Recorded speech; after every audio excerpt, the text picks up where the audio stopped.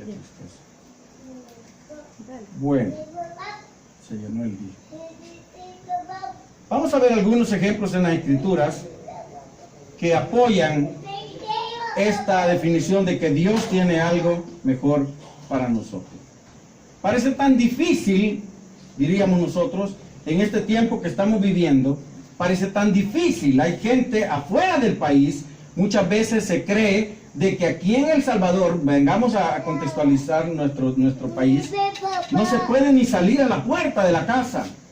Y la gente dice, ¿vas a ir a El Salvador? Le podrán decir, uy, no, ten cuidado, porque ahí dicen que si te sales a la puerta de tu casa te asaltan.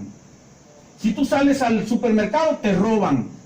Si pasa a un lugar, allá a un centro comercial, ahí te puedes morir. Y entonces mucha gente dice, uy, El Salvador, cosa seria, no vamos a El Salvador. Yo tengo uno de mis cuñados que vino hace unos 2 o 3 años y venía a visitar unos familiares que estaban muy graves de salud y me dice, híjole, pero aquí no se puede salir, porque le digo, ¿y por qué dicen que no? No, olvídese. Y una noche, como a las 10 de la noche, le dijimos, vamos a comer. ¿Vamos a comer a dónde? Vamos a comer allá en San Salvador. Y nos fuimos a comer ahí al lugar donde venden carnita con casamiento, ¿verdad? Y fuimos en la noche, comimos, estuvo bien contento y después fue a visitar a otros familiares en Ciudad Delgado. Y en Ciudad Delgado le dijeron, no podemos salir porque aquí es peligroso. Me dice, bien miedoso eso, me dice después. Parece que el tiempo que estamos viviendo nosotros, parece que es un tiempo tan difícil que no lo vamos a poder soportar. Parece que la situación económica no tiene respuesta. Parece que las enfermedades, en vez de mejorar o aminorar o desaparecer, se van multiplicando. Y ahora ya no solo hay una gripe, hay la NH1, 2, 3, 4, F, K, Z, no sé. Pero se van multiplicando. Cada vez las enfermedades se vuelven más difíciles. La medicina no las puede atacar. Están experimentando con una vacuna, con otra vacuna, pero la gente siempre está enferma.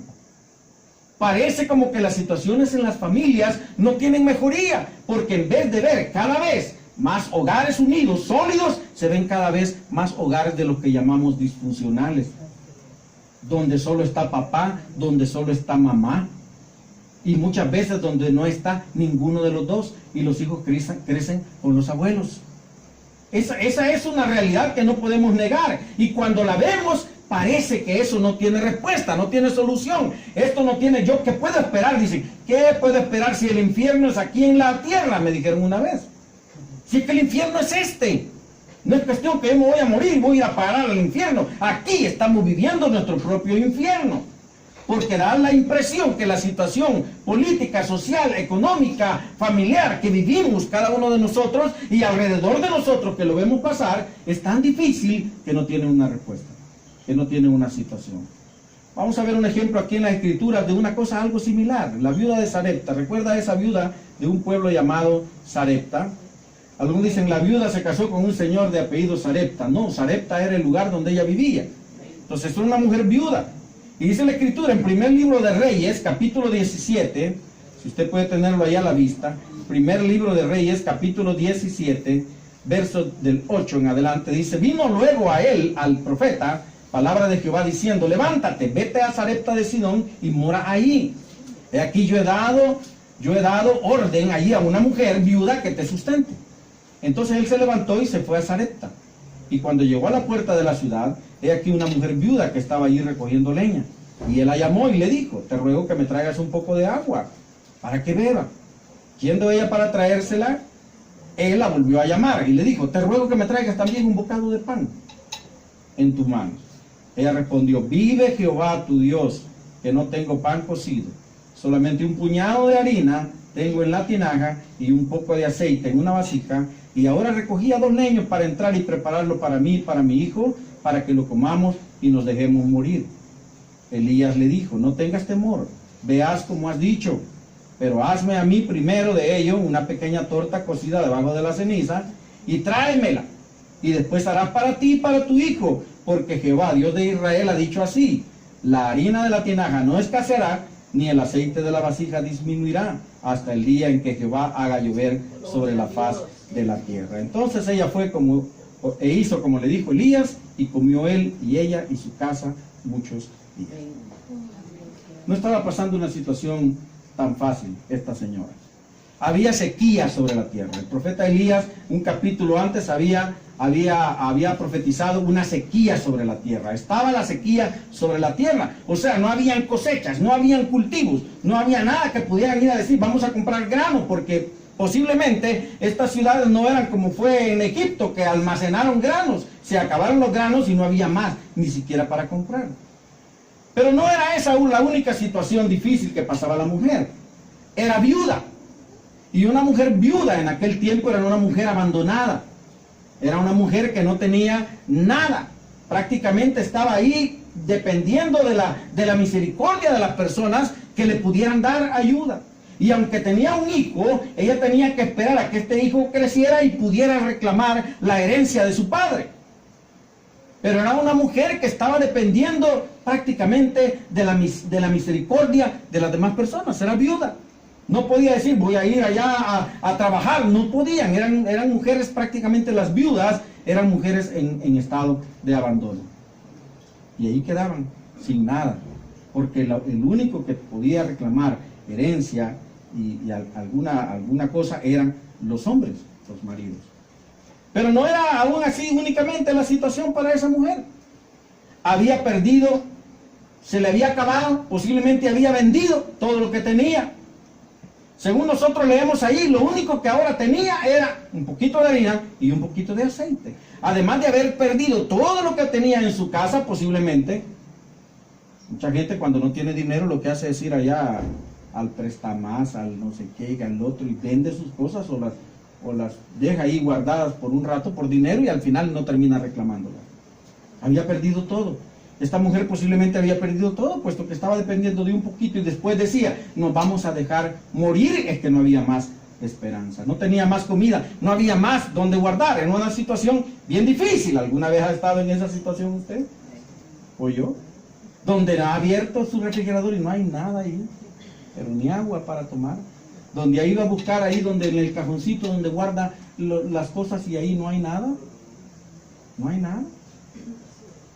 Pues esta era la situación de esta mujer, muy difícil. ¿Y cómo podía pensar esta mujer?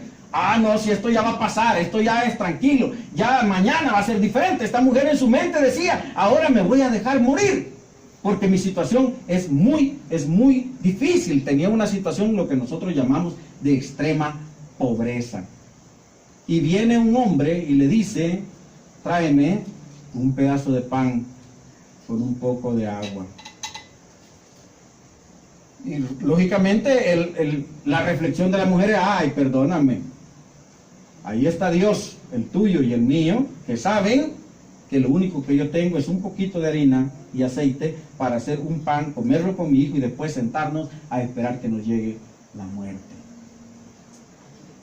Pero el profeta había recibido de parte de Dios la indicación de a Sarepta, y ahí yo le he dado indicaciones, fíjense. Yo le he dado indicaciones a una viuda para que te sustente. Eso le dijo Dios al profeta. Y cuando el profeta llega y se encuentra a esta mujer, dice, ah, esta es la viuda a quien Dios le habló que me sustentara. Y pareciera una cosa absurda que Dios le llegue a decir a alguien que no tiene, que alimente a otra persona. ¿Qué tal si toca la puerta de su casa un día cuando usted no tiene nada? Una persona decirle, mire, Dios me manda para que usted me dé de comer. Aquí Dios me manda para que yo almuerce con usted y usted no tiene ni para comer usted. Esta era la situación de la viuda. La viuda recibe la visita y es un hombre que llega, quiero agua, ¿cómo no? Aquí está todo, pero también dame pan. Pero no tenía más que para un bocado ella, un bocado su hijo y después ya no había más. Y Dios le dice al profeta, yo le he dado indicaciones. Ahora, esa mujer puede haberse preguntado, ¿y cuándo Dios me dio las indicaciones a mí? Cuando Dios me dijo que yo alimentara a este hombre, yo no escuché la voz de Dios que me dijera que yo tenía que alimentar a este hombre. Pero ¿sabe una cosa? En lo más profundo de su corazón, esa mujer tenía el conocimiento de Dios. Y cuando reconoció que aquel hombre era un profeta de Dios, o sea, un vocero de Dios, ella dice, el profeta le dice, no temas, no tengas temor, porque ha dicho Dios que tú vas a comer y tu hijo vas a comer por muchos días. Y la harina que tú tienes ahora no se terminará y el aceite tampoco se terminará. Gloria a Dios. Ahora, qué cosa más impresionante. Contextualicémoslo en nuestro hogar, en nuestra vida. Si usted tiene 2 cucharadas de frijoles y una media tortilla, y eso es lo que va, lo único que tiene, está con su hijo pequeño, usted normalmente diría que se coma la comida del niño. Eso es lo que, por lo menos así crecí yo viendo que la mamá decía, que coma el niño. Y los hermanos mayores decimos que come el niño, ¿no? Esa es la indicación. Y llega alguien extraño y le dice, mire, deme por favor la mitad de esa tortilla y esos frijoles que usted tiene ahí. Porque dice Dios que cuando usted lo haga, no se le va a acabar esos frijoles ni esa tortilla. ¿Qué pensaría usted? Una persona que no conoce. Una persona con la cual jamás ha platicado antes. Una persona que de repente viene y dice, mire, yo vengo a hablarle de parte de Dios y le doy este mensaje. Usted podría decir, a saber, ¿qué tipo de ladrón es este? O estafador o mentiroso es este, ¿no? Sin embargo, ¿sabe?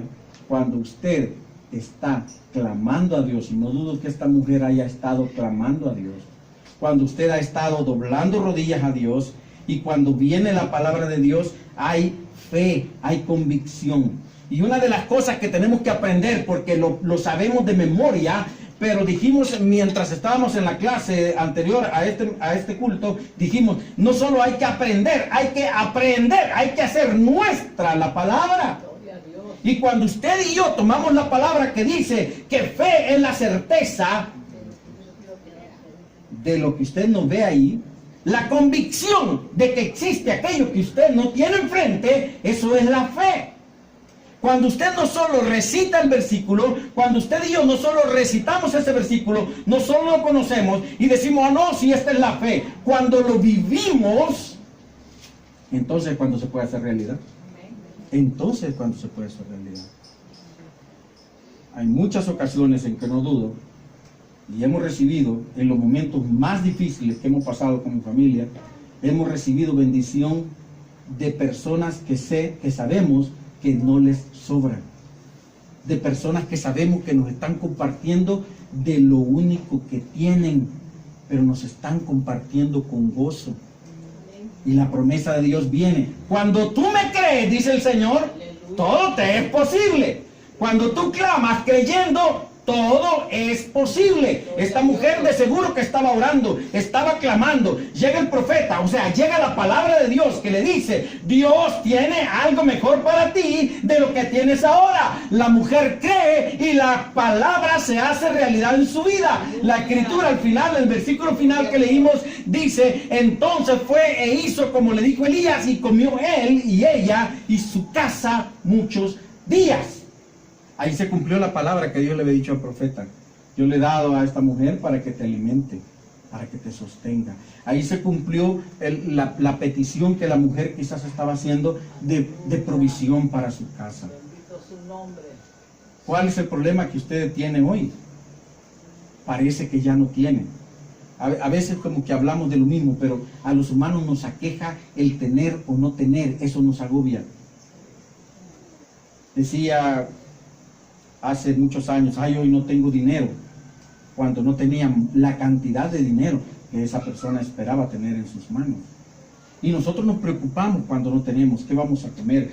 ¿Qué vamos a comer más tarde? ¿Qué vamos a comer mañana? Una preocupación diaria que tenemos nosotros. Pero Dios dice, oye, si la comida de hoy no estaba tan buena, yo tengo algo mejor para ti. Un día ya lo he contado, lo voy a recordar. Un día yo estaba en mi oficina, un día de trabajo, un mediodía, y de repente llegó la hora del almuerzo, pero yo no tenía ni un peso, ni un 5, nada. Y pudiera decir la gente, ah, pero anda en carro. El carro no trabaja con dinero, se le mete combustible de alguna manera y camina. Estaba ahí en mi oficina. Ah, pero es el jefe del departamento. Sí, pero ese día yo no tenía ni un peso, estaba mal. Y dije, ¿qué me queda más que hacer en esta mediodía? No puedo salir a la cafetería porque no tengo para comprar. No puedo salir a dar una vuelta porque me voy a solear, me puedo desmayar. Mejor me quedo aquí en mi oficina. Y voy a orar. Mire qué cosa. Quiere decir que si hubiera tenido dinero no hubiera orado ese mediodía. Entonces el mediodía cerré la puerta, apagué la luz y le dije, bueno, Señor, no tengo nada que comer ahora. Voy a arreglar. Y tenía mis libros ahí en un estante y empecé a ponerlos ordenados y me llamó la atención uno de los libros y empecé a hojearlo.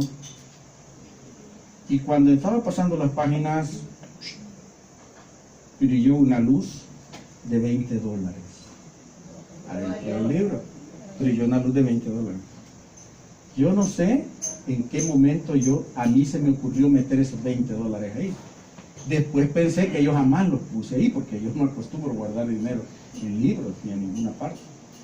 Y cuando veo el billete de 20, no sabe qué grandes se me hicieron los ojos, como las caricaturas. Pero wow, un billete de $20.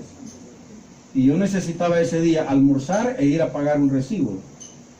Y sabe, justo me alcanzó para pagar el recibo y para almorzar. Y almorcé afuera de la oficina. Rico. ¿Sabe? Dios proveyó de una manera impresionante.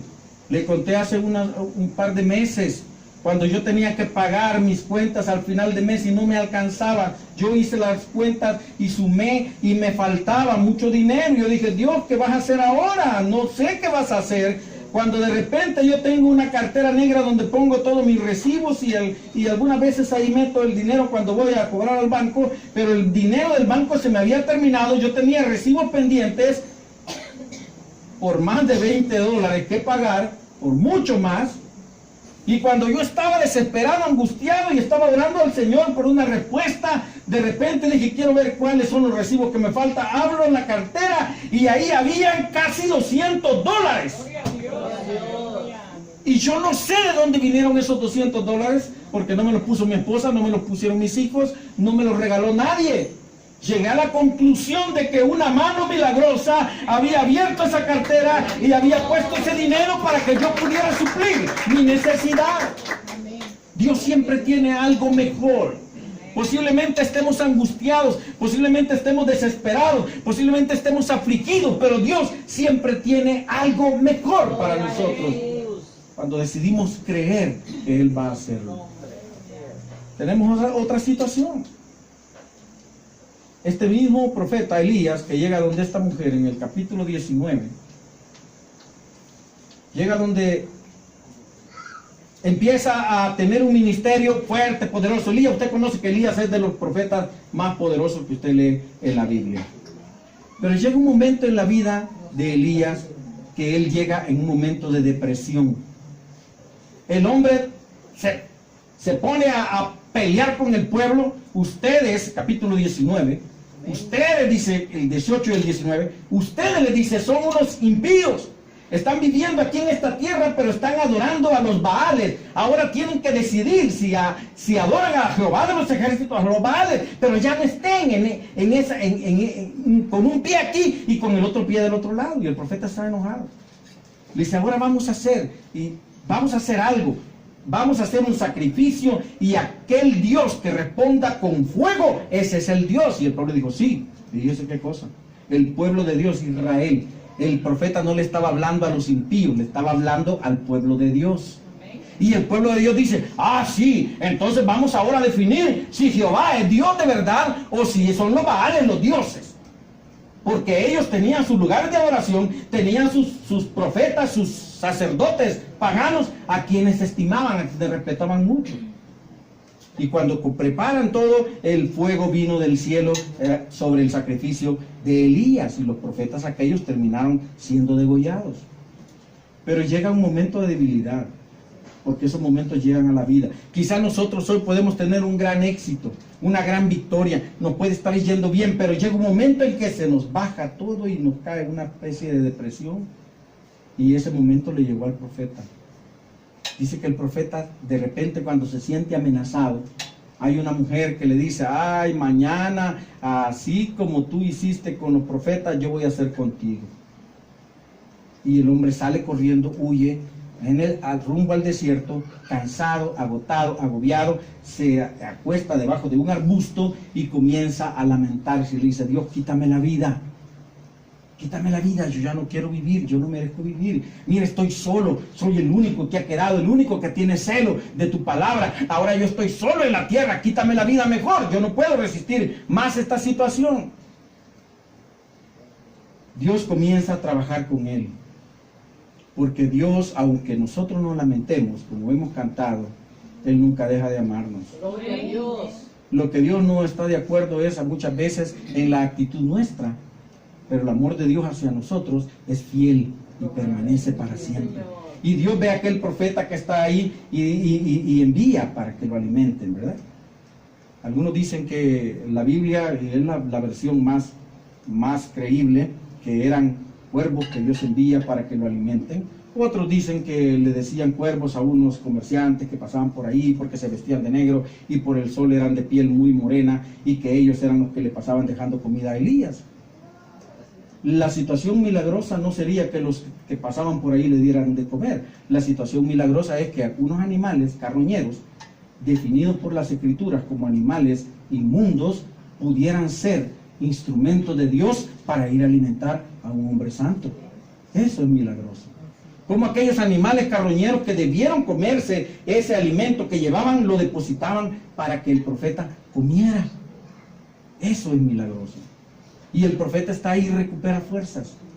Y Dios le da indicaciones: ahora levántate y ve a trabajar, en vez de llorar, en vez de lamentarte. Y Elías, a pesar de esa situación difícil, donde él pensó que lo mejor era morir, Dios termina dándole algo mejor. Le dice: Elías, yo tengo algo mejor de lo que tú tienes ahora. Ahora tienes desierto, ahora tienes depresión, ahora tienes angustia, ahora crees que estás desamparado, ahora te sientes morir. Pero yo tengo algo mejor para ti. Y envía un carruaje de fuego con un torbellino, lo levanta a la presencia de Dios, y Elías no ve la muerte. Dígame, hermano, todo el mundo no quiere ver la muerte. Elías encontró algo mejor que un desierto, algo mejor que una cueva, algo mejor que un lamento, algo mejor que la comida que le llevaban los cuervos, algo mejor que eso. Dios tenía la gloria para él y lo levanta, y eso fue maravilloso. Dice, cuando Eliseo, su discípulo, lo ve partir, llama: ¡ay, ese era mi maestro! Quizá, mi amado hermano, nos sentimos a veces en el desierto. Posiblemente, aunque nos haya ido muy bien, de repente vienen problemas a nuestra vida y nos hacen caer en depresión. Posiblemente yo me siento muy cómodo, muy fuerte, y de repente me comienza un dolor por aquí, hay otro dolor por allá, de repente un achaque por el otro lado, y no entiendo por qué. Y comienza el enemigo a decir: ya te vas a morir. Y vamos donde el médico, y el médico dice: no, eso tiene bien grave. Tiene que empieza los pensamientos a atormentarnos, hasta que decimos: Dios, ¿por qué me está pasando esto? ¿Por qué me está pasando esto? Posiblemente hemos comenzado a buscar a Dios, hemos comenzado a afirmarnos en el Señor, hemos comenzado a trabajar para el Señor, hemos comenzado en la búsqueda de Dios como nunca lo habíamos hecho, y de repente nos sentimos de esa manera, como Elías en el desierto, diciendo: Señor, ¿por qué me pasa esto? Mejor fuera que yo muriera. Ya no tengo nada, estoy aquí abandonado. Posiblemente nos hemos sentido así alguna vez. Cuando yo estuve esos 22 días en el hospital, no lo voy a olvidar jamás. En las madrugadas yo sentía que me iba en un hoyo profundo. Sentía que me iba en un hoyo profundo y decía: Dios, yo quizás no voy a amanecer. Quizás cuando sean las 6 de la mañana yo no voy a estar en este lugar, porque de repente ya van a decir: miren, se murió el del cuarto vecino. El corre de los médicos de la madrugada. ¿Y qué pasa? Se acaba de morir. Señor, Dios mío, ya anda cerca a llegar. Pero muchas veces nosotros nos podemos sentir de esa manera. Pero ¿sabe? Dios tiene algo mejor para nosotros. Así que después de ese momento angustioso, Dios me ha dado mucha bendición, mucha bendición, que todavía la estoy disfrutando y la seguiré disfrutando hasta que el Señor venga, porque Él tiene algo mejor para mí y tiene algo mejor para usted también. ¿Cuán difícil puede ser la situación? Muy difícil. Yo no creo que para este profeta haya sido tan fácil estar ahí en el desierto. Tan rico habrá sentido la sombra de ese arbusto, que algunos lo definen casi como un chiribisco, llamamos nosotros, sin muchas hojas. Un enebro es un árbol pequeño, un arbusto pequeño, donde él se refugia aparentemente del sol. Pero la noche, fría, los desiertos son helados en la noche, calientes en el día. O se muere de calor o se muere de frío. Pero el profeta recibió algo mejor que Dios tenía para él. El pueblo de Dios, Israel. Israel estaba muy bien. Estaba en la tierra donde Dios había permitido que llegara Jacob. Ahí vivían, ahí estaba Jacob con sus hijos, no tenía ningún problema, pero de repente hay sequía, hay escasez, se acaba la comida y ellos necesitan alimentarse. Y lo único que se les ocurrió, porque las noticias corrieron, que el único lugar donde había comida era Egipto. Y dijo el viejito, vayan a comprar granos a Egipto. Se van a comprar granos a Egipto, regresan con el grano a Egipto, no vamos a ahondar mucho en la historia. Regresan con granos a Egipto, empiezan a comer y se les vuelve a acabar. Y vuelve a decir el anciano, vuelvan a ir a comprar granos a Egipto. Y cuando regresan esa vez, se dan cuenta que su hermano era el jefe, el mandamás en Egipto. Y el hermano dice, por eso es que Dios permitió que ustedes hicieran lo que hicieron conmigo, quisieron matarme, me tiraron a una cisterna, llegaron unos mercaderes, me rescataron, me vendieron, terminé como esclavo en una casa, me metieron preso por santo, me volvieron, pasé muchos años en la cárcel porque aquel copero y aquel panadero se olvidaron de él, pero cuando hubo el momento de Dios, el hombre llega al palacio, declara el sueño del faraón y ese hombre se convierte en la autoridad máxima después del faraón en Egipto. Y ahora él dice, por algo Dios me reveló esta palabra, este sueño, porque he guardado tanto alimento que ya los egipcios eran propiedad del faraón. Los egipcios, el pueblo ya no tenía nada, todo le correspondía al rey. Y los países vecinos también estaban súper endeudados con ellos porque no había otro lugar donde comprar alimento. Y ustedes son mis hermanos y por eso que Dios me mandó aquí. Por eso Dios permitió. Quizá José, mientras estaba en la cisterna, haber dicho, ¿por qué me pasa esto a mí? Quizá cuando estaba huyendo porque aquella mujer lo acusa y lo meten preso, haber dicho, ¿por qué me pasa esto a mí? Pero Dios tenía algo mejor para él. Y Dios tenía algo mejor para su familia. Y eso es lo que Dios quiere que usted y yo oigamos esta mañana. No importa cuán difícil sea lo que estamos pasando. Dios tiene algo mejor para nosotros. Este pueblo de Israel después pensaron, ahora ya está lo mejor, Dios nos ha dado lo mejor, ahora estamos felices. Pero pasan 400 años y cada año que pasaba el faraón estaba más esclavizándolo, endureciendo la carga sobre ellos hasta que aquel pueblo ya no soporta. Pero Dios tenía algo mejor para ellos. Posiblemente decían, pero ¿qué es esto? Dios nos da una sobadita un día y al otro día permite que nos golpee. Pero Dios tenía algo mejor y envía un Salvador, un hombre, a Moisés, que los saca de la tierra de Egipto. Y cuando salen de la tierra de Egipto, muy enriquecidos con muchas cosas, llegan y se topan que en el desierto se les acaba el agua, se les acaba la comida. Y otra vez, ¿por qué Dios permite esto? Y cuando Dios da la respuesta, dijo, ahora sigamos caminando, y otra vez el mismo problema, pero de repente el desierto se vuelve tan largo, ¿y cuándo vamos a llegar a la tierra prometida? Porque muchas veces nosotros, mi amado hermano, queremos que las cosas sean en el tiempo nuestro. ¿Y cuándo es que me voy a sanar? ¿Y cuándo es que voy a obtener la respuesta? ¿Y cuándo va a venir la ayuda económica? ¿Y cuándo se va a resolver mi problema en el hogar? ¿Cuándo se va a resolver? Israel pasó 40 años haciéndose la pregunta y entraron a la tierra prometida y se seguían preguntando. Dios, mi amado hermano, tiene su tiempo marcado justo, a la perfección. Y nada le va a llegar a usted y a mí como hijos de Dios antes o después de lo que Dios sabe que es el tiempo necesario. Bendito Dios por eso. Pero Dios, cuando estamos angustiados, cuando estamos en el desierto, dice, ahora vas a entrar, y están entrando, le dice a Josué, ahora están entrando en una tierra donde fluye leche y miel, donde era muy próspera, había mucho pasto, había mucho árbol, había muchas abejas, dicen algunos. Otros siempre tipifican las cosas de otra manera. Pero algunos dicen que ese lugar donde los hebreos entraron, habían panales en los árboles, con tanta miel abundante, que se veía que chorreaban por los árboles. Y por eso cuando ya ellos dicen, oh, de verdad, esta tierra fluye leche y miel, hay mucho ganado y hay mucha miel. La miel era algo tan importante, tan caro en aquel tiempo. No era de una gente pobre y cualquiera tener miel. Era algo muy, muy preciado. Y Dios los lleva ahí y les dice, les voy a dar mucha leche y les voy a dar mucha miel para que se alimenten, para que se sustenten. Son liberados y cuando caen de repente otra vez en el desierto, en la escasez, vuelven. Pero sin embargo dice que Dios tenía siempre para ellos algo mejor.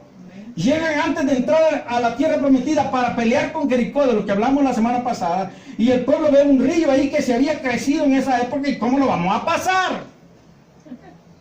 Pero mira, Dios, tú nos traes a este lugar, Señor, tú me traes a este lugar, pero ¿y cómo pues? ¿Cómo voy a resolver ese problema? Ahí está el río crecido, no el río normal. Pues no se preocupen. ¿Y sabe qué es lo que hace Dios y qué es lo que aprendo yo de esta palabra? Aleluya. Que mi vida tiene que estar en santidad. Amén. Ayúdanos. Dice que los sacerdotes cargaron la cajita, el arca, y comenzaron a caminar. Y cuando esos sacerdotes pusieron sus pies sobre la orilla del agua, el agua se detuvo. Y el agua que estaba aquí se terminó de ir. Y la tierra quedó seca. Eso es lo que me impresiona. Que la tierra no quedó cenagosa, no quedó lodosa como las películas del cine quieren hacernos creer. Pasó, dice, el pueblo pasó en seco al otro lado. Aleluya. Tremendo. Aleluya. Y cuando llegan al otro lado, llegan a la tierra. Mire, llegaron a la tierra que era de ellos realmente. Ahí en esa tierra era donde habían vivido antes de irse a Egipto. Pero ahora estaba siendo ocupada por otros pueblos. Entonces dice, ahora esa tierra, como ya ustedes la dejaron por 400 años, ahora viven otros pueblos ahí, se han apoderado de ella, pero esa es la tierra de ustedes. Yo la juré a su padre y se las daré. Dios tiene algo mejor. El mundo actual, político actual, le quiso quitar la tierra a Israel. Israel salió disparado para las naciones del mundo entera, se dispersaron por todos lados. Pero Dios permitió también que aún políticamente, porque Dios puede mover la política también, puede manejar la política, Dios hace que Naciones Unidas digan, Israel volverá a su tierra. E Israel está viviendo en el mismo lugar donde ellos nacieron, donde ellos crecieron, donde vivieron sus padres.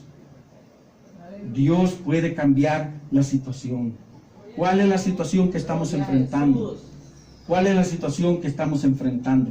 Alguna gente dice, no, la situación es muy difícil. La situación es imposible. Esta enfermedad no tiene cura. Mira, ya la edad tuya ya no puede. Mi amado hermano, le digo sinceramente, le testifico. No se me olvida esa frase profética de la doctora que me atendió en el hospital. Y me dijo una mañana, ¿cómo se siente? Mejor, tenía fiebre, 40 para arriba. Me dice, mire, me dice, tiene problemas con el azúcar y esta pastillita, una pastillota así de grande, va a ser su compañera de aquí en adelante hasta que usted se muera. ¿De verdad? Sí. Así que usted se va a tomar todos los días, creo que eran como 3 pastillas que me daban de esas diarias. Esta va a ser su compañera fiel. Váyase acostumbrando. Bueno, escuché y dije, Señor, tú tienes la última palabra. Cuando la doctora me dio de alta del hospital, Dios le turbó los pensamientos quizás, porque no puso en el documento la especificación que tenían que darme de esas pastillas para que yo tomara. Yo salí del hospital sin ninguna pastilla. Y van 3 años, 3, 4 años ya, y no he tomado ni una sola pastilla. Y cada vez me veo más bonito. ¿Verdad que sí? Cada vez me veo más bonito. ¿Sabe por qué? Porque yo le dije al Señor, Señor, mi cuerpo no depende de una pastilla. Mi cuerpo depende de ti. Aleluya. Te doy gracias por la oportunidad que me has dado. Ahora yo debo ser cuidadoso, Sí, amén. porque este es templo y morada del Espíritu Santo, no es mío. Yo debo cuidarlo. Yo debo preocuparme porque esté funcionando bien, porque así puedo servir al Señor.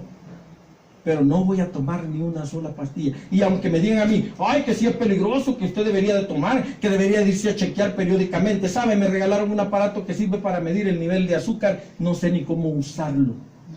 No sé ni cómo usarlo, no sé cómo se usa. El último pinchón que me dieron fue en el hospital. Y lo que sí hago es tomarme un chequeo cada ciertos meses para revisar todos mis niveles, para garantizar que yo estoy haciendo lo correcto. Pero Dios, a pesar de que en ese hospital, en esa oscuridad, en esa humedad que se siente en la madrugada, el enemigo me decía, de aquí no salís, de aquí no salís, de aquí no salís, aquí te quedás, porque los rumores por todos lados de muerte, Dios dijo, tengo algo mejor para ti. Gloria a Dios. Y Dios me ha dado algo mejor cada día de mi vida, y Dios le va a dar a usted cada día algo mejor. Gloria a Jesús. ¿Usted se siente enfermo? ¿Usted se siente agobiado por los problemas en el hogar? ¿Usted se siente agobiado por los problemas económicos? Quiero decirle hoy de parte de Dios, Dios tiene algo mejor para usted. ¿Sabe por qué? Porque esta palabra que usted y yo hemos leído al principio de esta meditación dice, a los que aman a Dios, no la leímos esa, pero está como digamos, unida. Todas las cosas obran para bien. Amén. Pero los que han recibido a Cristo, dice, ahora son nuevas criaturas. Las cosas viejas pasaron. Así que cuando yo vuelvo a ver para atrás, enfermedad, te quedaste allá y te moriste. Ya no eres parte mía. Problema económico, te quedaste ahí, ya no eres mío. Problema de cualquier índole, ya te quedaste ahí, ya no eres mío. Dios tiene algo mejor para mí. Cuando el diablo le diga, esta enfermedad es mortal, no te vas a curar. Tienes que recurrir a esto, toma aquello, dígale como le dije yo ese día al Señor, mi vida y mi salud no depende de lo que yo pueda tomar o de lo que yo pueda ir, depende de ti. Y Él ha prometido que si yo creo, Él va a hacer el milagro en mi vida. Esta mujer creyó que podía compartir su alimento con el profeta y la comida sobreabundó. El profeta Elías creyó, salió, encontró a su sustituto, al que iba a sucederlo a él, y recibió como premio a su fe y a su temperamento dispuesto para servir a Dios, que fuera tomado por Dios sin ver la muerte. El pueblo de Israel, aunque en el camino tuvo tantos traspiés, recibió la tierra que Dios había prometido, y aunque el mundo se la quiso quitar, el mismo mundo se la devolvió por intervención divina. Dios puede cambiar la política de su país, de mi país. Dios puede cambiar la situación del suyo, del mío. Dios puede cambiar a las naciones grandes del mundo, poderosas, que se creen poderosas, y diciendo, ahora si tú te enojas conmigo, yo te tiro este cuatillo y destruyo parte de tu territorio, y la otra no, así te atreves, yo tengo 5 más que te pueden destruir completamente. Dios puede cambiar esa situación, porque Dios es el dueño de todo lo que existe en el mundo. Y aunque el enemigo quiera destruir su salud, y aunque el enemigo quiera destruir su hogar, y aunque el enemigo quiera destruir su economía, Dios tiene algo mejor para cada uno de nosotros. ¿Usted lo cree? Amén. A los que están en Cristo, ahora somos nuevas criaturas. Quiere decir que todo lo malo que había en nosotros se acaba, se va, desaparece. Ahora soy nuevas criaturas, y las cosas viejas que antes me agobiaron pasaron, y todas se hacen nuevas y mejores. Bendito Dios por eso. ¿Puede creerlo? Dios tiene algo mejor para tu vida, mi hermano. Dios tiene algo mejor para tu vida. Padre, yo bendigo a esta hermanos y hermanas con los que esta mañana hemos compartido esta palabra. Los bendigo en el nombre de Jesús. Clamo, Dios, para que la fe pueda estar fuerte en cada uno de nosotros y podamos recibir la bendición que tú tienes para nosotros, Señor. Queremos creer esta mañana. Queremos creer que aunque el camino sea difícil, aunque la lucha sea cruenta, Señor, aunque alrededor de nosotros caigan miles y al otro lado 10,000, dice tu escritura, a ti no llegará, porque habita bajo la sombra del Omnipotente. porque te estás cubriendo bajo las alas de aquel que te ha formado. Señor, gracias, Señor, por nuestros hogares, porque son hogares que están siendo restaurados y serán restaurados completamente, Señor. Gracias por nuestras economías, porque aunque el mundo parece que la economía va para abajo, los hijos de Dios, nuestra economía va cada vez más para arriba, Señor. Vamos mejorando, porque eres tú el que va haciendo las cosas mejores. Gracias, Señor, por nuestra salud, porque cada día, Señor, en vez de ir empeorando, tú vas dando fuerza, Señor. Tú vas dando fuerza donde yo creía que no las tenía, de ahí las tomo, Señor. Las saco de ahí, Dios, porque tú las has depositado en mí y las pongo a caminar, Señor. Gracias, Señor Jesús, porque cualquier circunstancia, por difícil que sea, tú has prometido que tiene cosas mejores para nosotros, Señor. Las tomamos en el nombre de Jesús. Las tomamos en el nombre de Jesús. Te adoramos y te bendecimos. Amén y amén. Denle un aplauso al Señor, porque Él es digno de recibirla.